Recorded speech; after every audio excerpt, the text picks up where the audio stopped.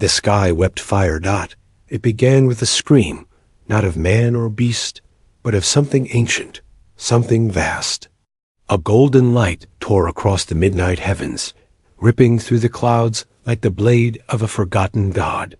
The stars blinked out in reverence. The earth moaned beneath the weight of that falling brilliance, and from the belly of the sky it came burning faster than thought, brighter than any forge of man.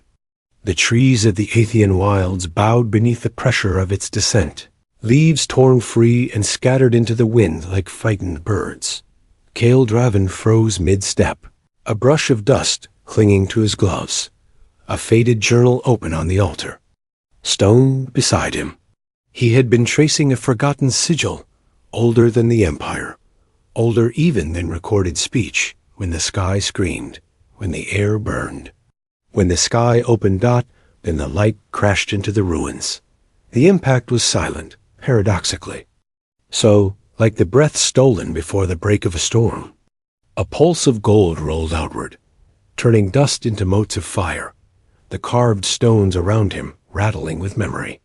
Kale staggered backward, shielding his face as debris danced through the air like embers, carried on a wind that whispered of judgment. And then, as the light dimmed, he saw her. She lay broken on the altar like a fallen statue, half buried in shards of divinity. Her skin shimmered with pale gold, veins aglow with threads of silver light.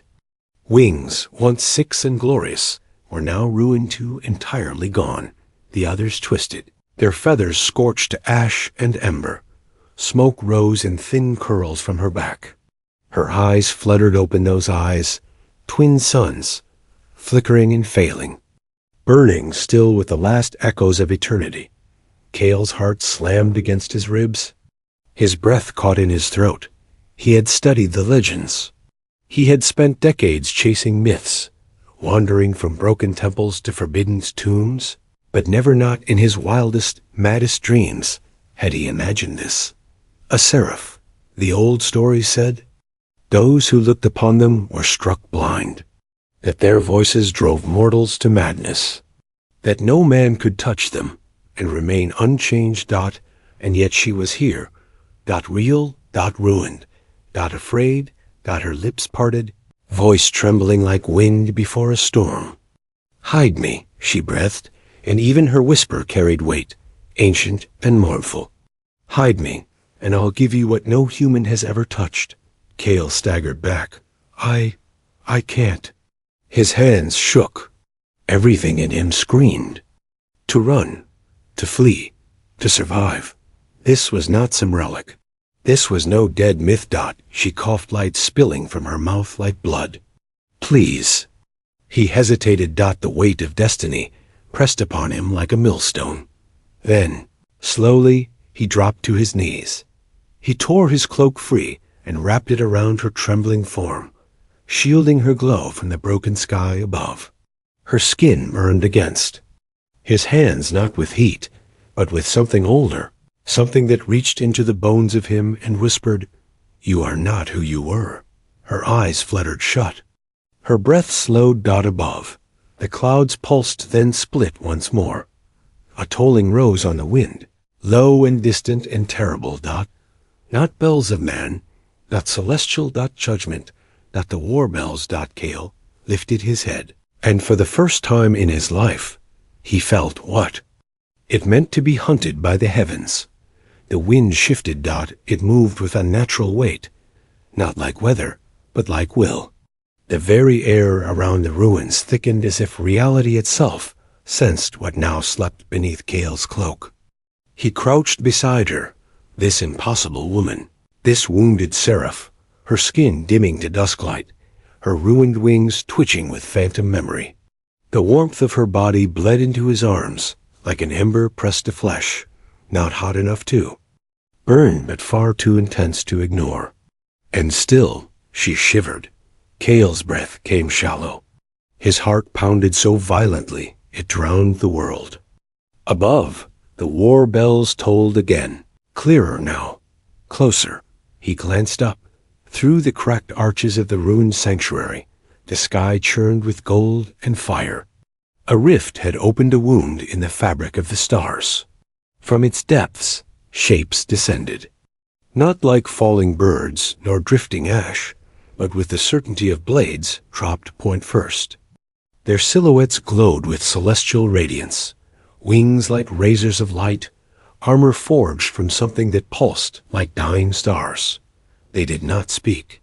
They did not need to .judic to rs.kale had read of them. Enforcers of the divine law. Once, a civilization had tried to hide a fallen star. The judicators had erased them from history, leaving behind only a sea of glass. He cursed under his breath and pulled the cloak tighter around her. The golden veins in her skin flickered, fading. She wasn't just weak.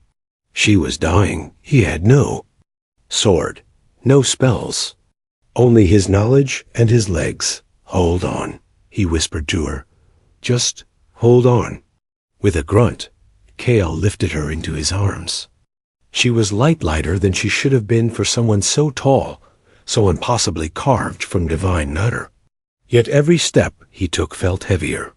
The earth itself mourned as he crossed it, fleeing through the remnants of the temple. Behind him, a voice fell from the heavens like thunder cleaved in half. "Find the traitor," it commanded. "Burn the sinner who shelters her." Kale's blood turned to ice. He ducked into a collapsed archway, slipping through a narrow fissure in the stone wall.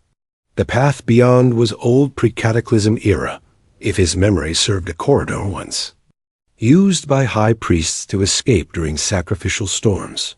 Now it was his salvation. The walls closed around him as he descended. Roots twisted through the stones.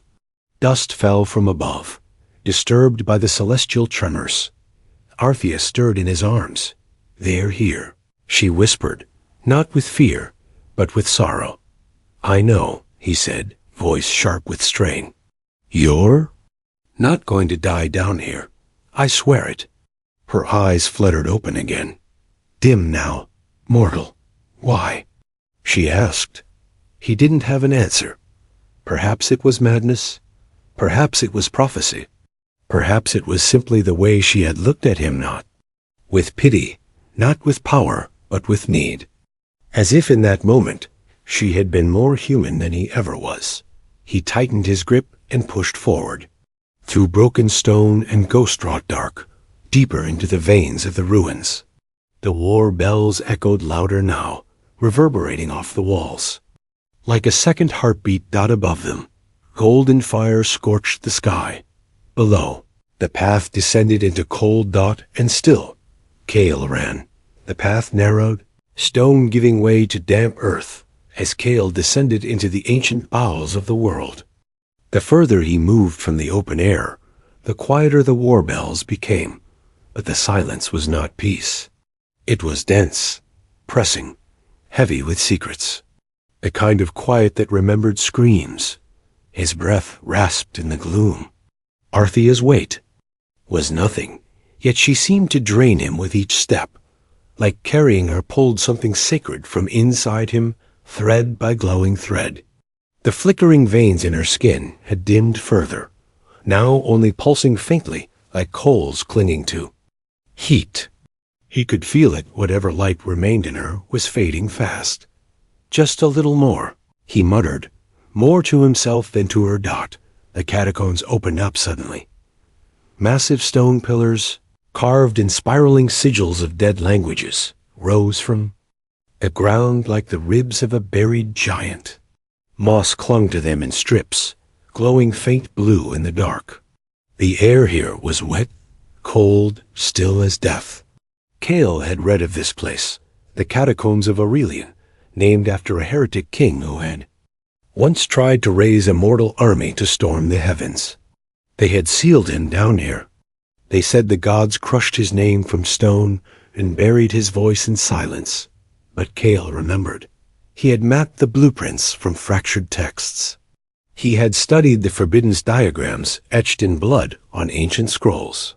And now, here he was carrying a dying seraph into the tomb of a forgotten god. Arthea stirred in his arms. Her lips trembled, but her voice was only a whisper of wind. I am slipping. No, he said sharply, setting her down against the base of a crumbling shrine. He tore open his satchel, pulling out the last of his water and a folded linen. Cloth, you're not slipping. You're just low on light or magic or whatever you call it. You'll make it. Her fingers curled weakly into the cloth of his tunic. If I fall into the void, she said, I won't return. I won't let you fall. She looked at him, really looked, and something passed between them. A tether, invisible and electric, formed not of fate, but of choice. And for a breath, the air grew still. Then the whispering began. It started faint like silk on stone. Barely sound. More sensation than noise. Then it grew. Layered voices spiraling from every crack in the stone. Not words he could understand, but not gibberish either. They meant something. They carried weight. Cale's jaw clenched. He rose slowly, hand dropping to the hilt of the dagger on his belt. Arthea's eyes widened. Do not listen. The walls pulsed with faint gold veins, light slithering like serpents across the carvings. The catacombs groaned, old bones in motion. Something stirred beyond the pillars. Cale drew his dagger. Stay behind me. From the shadows between columns, a shape emerged, not beast, not even spirit. It was absence. A form draped in a black, tattered shroud that bled into the darkness around it. No face, no eyes. From its head, horns twisted like branches of petrified ash. It glided, not walked. Cale raised his blade. What are you? The voice didn't come from its mouth, if it even had one. It came from the air, the ceiling, the very bones of the chamber. You should not have come. Arthea rose behind Cale, unsteady but glowing slightly stronger now. This is not your realm, she said, her voice hoarse. You have no claim. To us. The thing did not move, but the entire catacomb shuddered. Dust fell like snow. The whispering surged. All who enter belong to us. A shriek rang out, 1,000 voices in agony, overlapping like waves, crashing into a scream. Cale staggered, gripping his head. Arthea leaned on him, her own voice a thread of strength. You were once divine, she said. Silence. The whispers died in an instant. The figure halted. Something vast and unseen shifted. You have been forgotten, she continued, stepping forward, her breath hitching. Abandoned by the heavens. But I see you. The chamber dimmed. The light from the moss withdrew into the cracks. The watcher said nothing, but it listened. You do not have to remain a prisoner, Arthea whispered. You still have a name. For a moment, Cale saw something flicker within the void, grief, or rage, or hope, so ancient it had forgotten itself. Then came the question, what do you offer? Cale stepped forward, planting himself between Arthea and the dark. Nothing, he said, voice iron. We owe you nothing. But we demand passage. A silence deeper than death filled the space. Then the shrouded thing bowed its head once, and like mist pierced by light, it vanished. The catacombs fell quiet again. Arthea slumped forward. Cale caught her, heart hammering. You're either brave, she whispered, or very, very foolish. He smiled faintly. Maybe both. And together, they stepped deeper into the dark. The dark swallowed them whole. It was not the dark of night, nor the dark of a closed room, but a deeper kind of stillness where even shadows were afraid to breathe. As Cale and Arthea moved beyond, the threshold, the path behind them vanished. No door, no tunnel, no light, only the endless stretch of the forsaken veil. Here, space no longer bent to the laws of the living. There was no up, no down, no sound that echoed back. The ground beneath Cale's feet pulsed faintly, not with life, but with memory.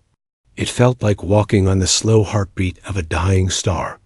He tightened his grip on Arthea's hand. She walked. Now, though barely. Her glow was dim, her veins no longer bleeding silver light, but instead humming with something quieter like a lullaby barely remembered. Yet even weak, her presence bent the space around her. She didn't belong here. And neither did he. Kale's voice was a whisper. What is this place?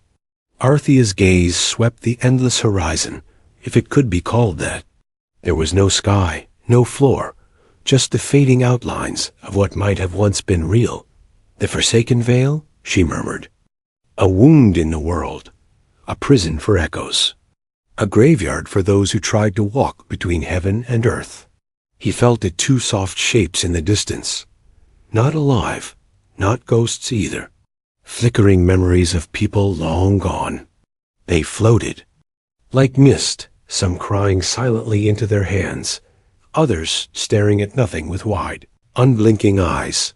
They don't see us, Kale said. They can't, Arthea answered. They are what remains of choices no one remembers making. Kale shuddered. And then the air changed.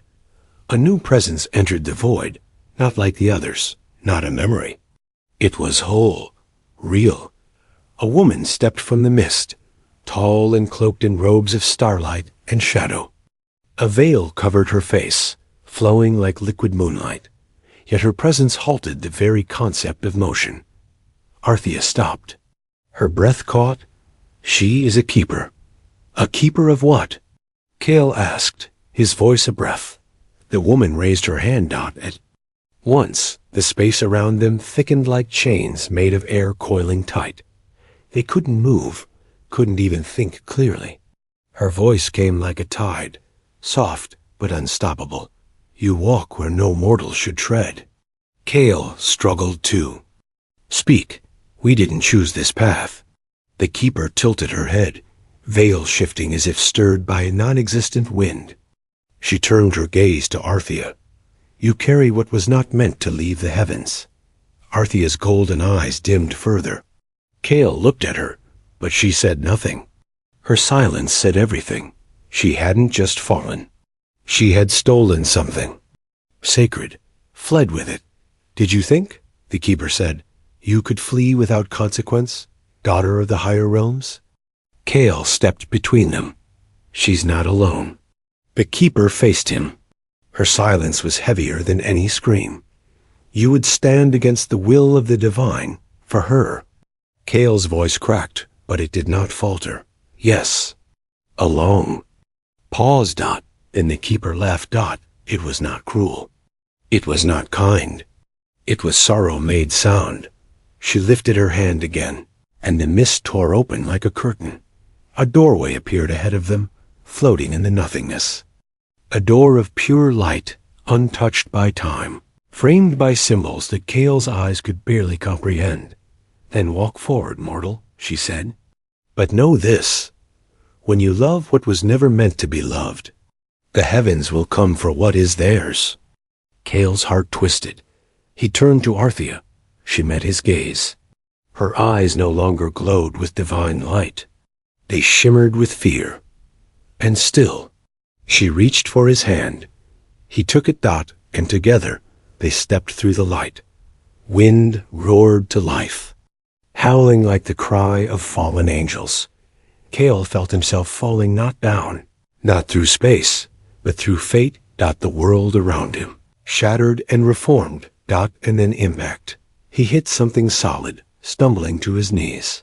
The force knocked the breath from his lungs. Arthea staggered beside him, catching herself against his shoulder.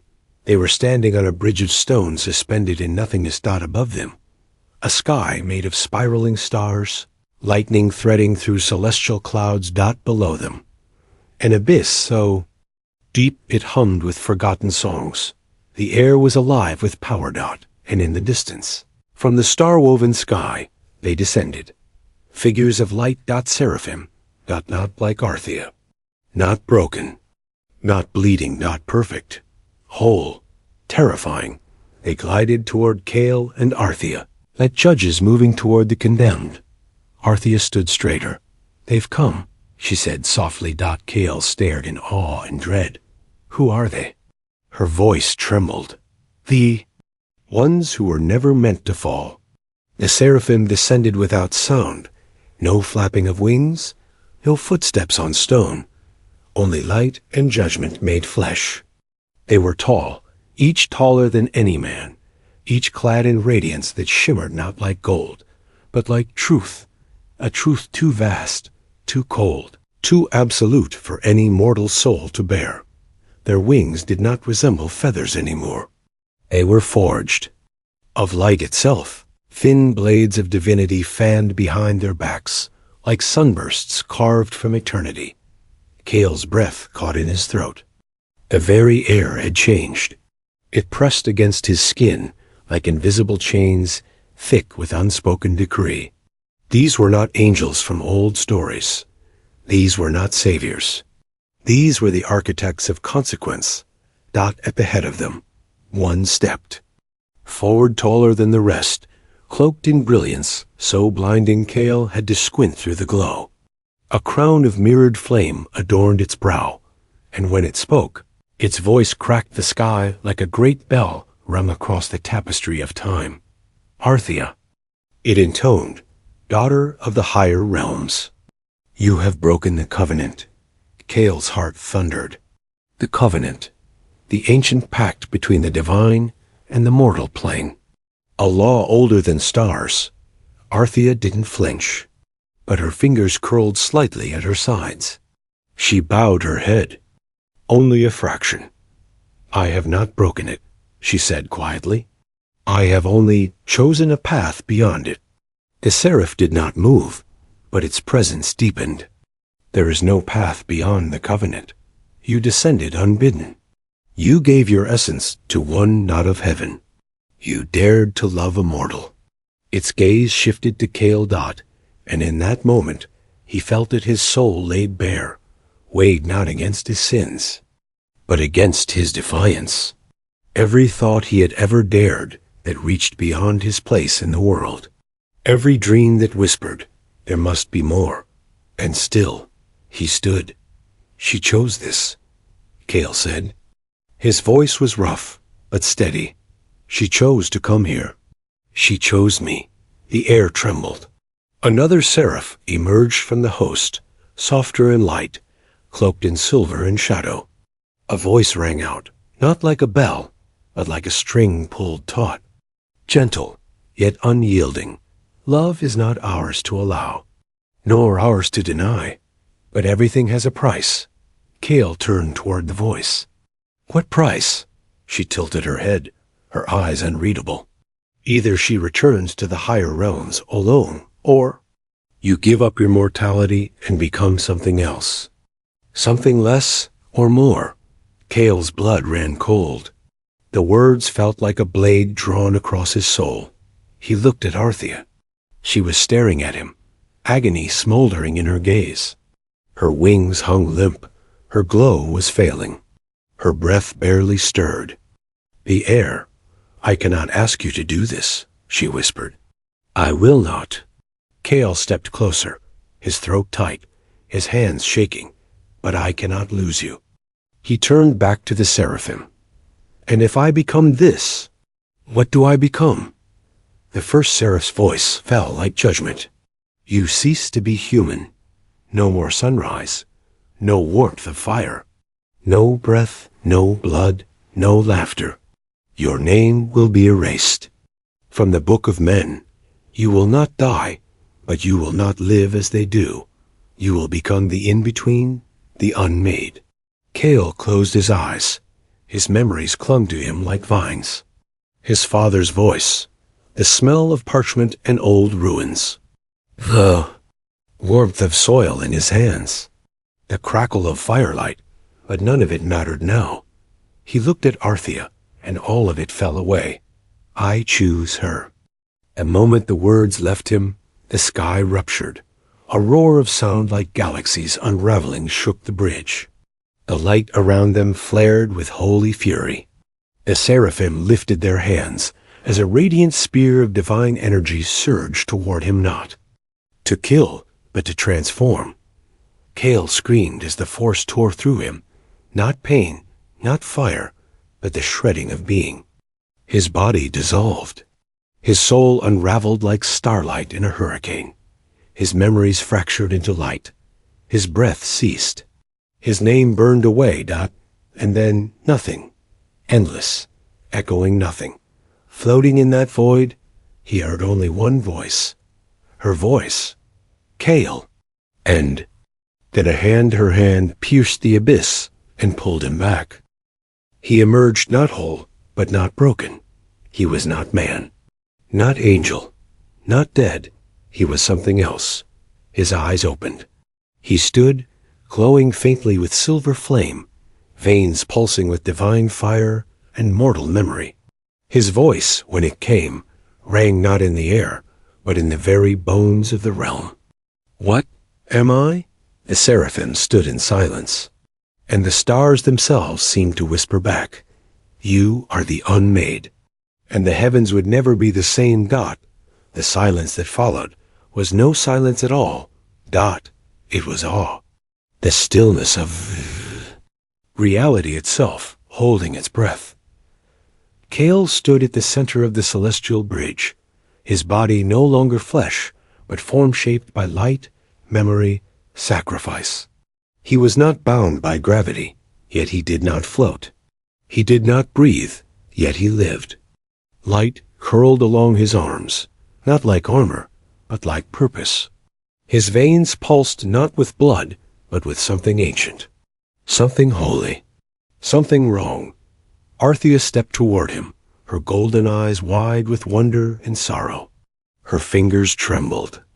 As she reached out not to touch skin, for there was none, but to feel the echo of him, the warmth that remained beneath the radiant transformation. Kale. She breathed, and it was a prayer. He met her eyes. He could feel her, not just her hand or her gaze, but her thoughts, her ache, her entire being pulsing like music in his newly awakened senses. She was no longer outside him. She was woven into his essence. He had become something built for this moment. But the cold truth cracked through the intimacy like ice beneath a frozen lake. He had no heartbeat. He would never have one again. The lead seraph stepped forward, radiant wings folding behind its back. Its voice rang with judgment, but now, too, a thread of something else. Caution, reverence, or perhaps fear. You are neither mortal nor divine. You are a fracture, a rift between laws. You are the unmade. Kale didn't answer. He didn't have to. The words meant less now. Language was a pale thing compared to what he could now feel. But he felt sorrow in Arthea, and it made him speak. Can she stay? His voice wasn't sounded, was the echo of thought through light. Can she stay with me? A pause. It wasn't the Seraphim who answered. Arthea did. No. The word fell like a dying star. Kale turned to her, confusion flaring within him. Why? Tears welled in her eyes, real ones, warm and fragile, the kind only mortals can shed. Am still bound, she said. I may have fallen, but I am still of them. The heavens will reclaim me. They always do. A crack spread through him, deeper than bone or soul. No, they don't have to. She stepped closer, pressed her forehead to his, though there was no longer skin to meet. Their connection sparked between their souls like stardust kissed. By flame. They haven't judged me yet, she whispered. I could still return. I could still be made whole. Kale's pulse, what passed for it now, throbbed like a wound in a forgotten heart. And if you stay? She looked up at him. I will fade. This realm cannot hold both of us, not like this. Your transformation? It rewrote the balance. She tried to smile. You broke the heavens for me. But I cannot ask you to let yourself vanish too. Not now. Not after everything. And then he understood. The choice was no longer his. It was hers. The Seraphim said nothing. They watched, silent as the stars above them. He reached out and cupped her face with hands that were no longer hands, just radiant memory and longing made form. "Then go," he whispered. "Live, for both of us," Arthea sobbed. "I will find you again, even if it takes 1,000 ages." He wanted to believe her. He did believe her. Golden light began to gather around her, not summoned, but summoned to her, the heavens remembering what belonged to them. Her wings reignited with celestial. Fire. Her glow brightened until it was painful to behold. Still, she didn't break her gaze from him, not even as she began to rise. He didn't try to stop her. He had made his choice. The bridge beneath him trembled as the divine realms reopened. The Seraphim, satisfied or at least resolved, turned and vanished one by one into the light. They did not speak again. They did not look back. The last thing Cale saw was Arthea, rising higher, tears trailing from her like comet dust. Her golden eyes locked on his. "I will find you," they said. And then she was gone. The bridge shattered. Behind her, unraveling into stars. And Cale the Unmade stood alone in the void between realms. No longer man. Not angel. Only memory, sacrifice, and love that had touched the forbiddens. And though the heavens had closed, the thread between them remained. Thin. Invisible. Unbreakable. And somewhere deep in the firmament, the stars whispered of a mortal who had touched what no human ever had, and was never meant to. The void was not silent. Not any more. It thrummed with a sound not made by voice or instrument, a resonance, a deep, slow pulse, like a heart beating across the skin of the universe. Cale stood in the absence of time and place, no longer bound by direction or decay. The celestial bridge had unraveled behind him, leaving no path, no sky, no light, only the endless, formless space between what was and what would never be. He no longer breathed, yet he remembered breathing. He no longer felt warmth, yet he remembered firelight and the soft press of her fingers in his. These memories did not fade. They sharpened, became the latticework of his very essence. The boy he had been, the scholar who chased myths, the man who had stared at the stars and wondered why not me, was gone. Now he wandered the spaces between worlds. Cale, the Unmade. No longer mortal. Never divine. A myth etched into the fault lines of creation.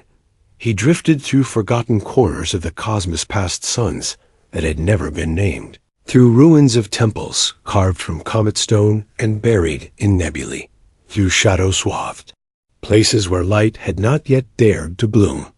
Sometimes he felt her echo, faint as a ripple on distant water, a name whispered in a star's collapse, a prayer spoken by a lost soul in the dark.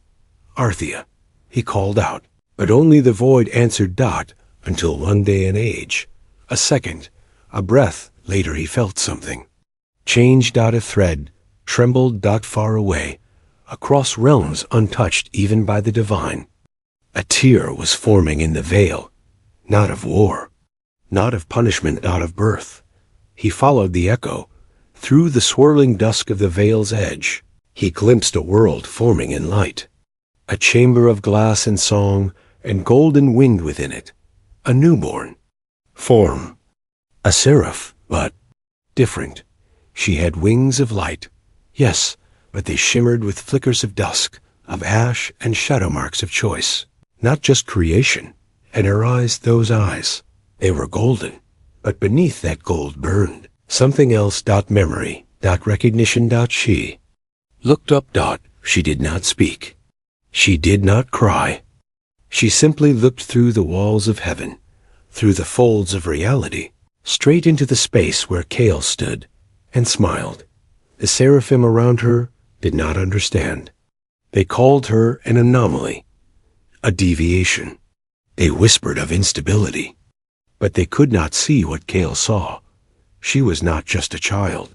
She was a continuation. Born of light, forged by love. and within her beat the resonance of both realms, angel and man. The impossible child of a broken law, of a love that had defied eternity. He did not move. He could not touch her. Not yet. The divide was still there, but her presence reached through it like a bloom through stone. And in that moment, Cale knew he had not just chosen Arthea. He had planted a seed in the heavens themselves. A crack in the order. A new thread in the loom. Of fate.